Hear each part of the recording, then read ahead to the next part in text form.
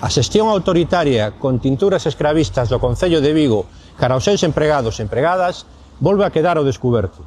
A CUT consegue demostrar a golpe de sentenza judicial que os bombeiros estábamos a facer un número de horas que o Concello nin recoñecía nin pagaba.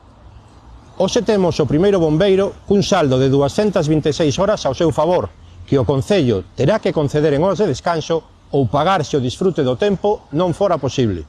Todos os bombeiros poderán acollerse a dita sentenza.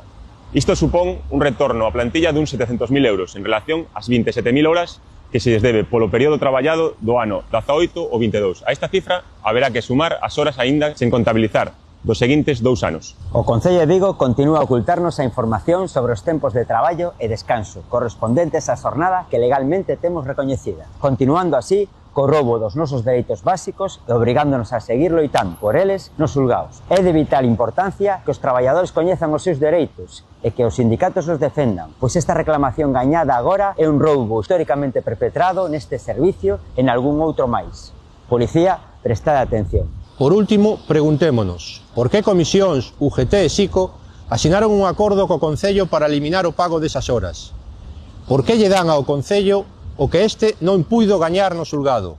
Nós, a CUT, sí que seguimos traballando por uns servizos públicos de calidade no que os dereitos dos empregados e das empregadas non son un cheque ao portador.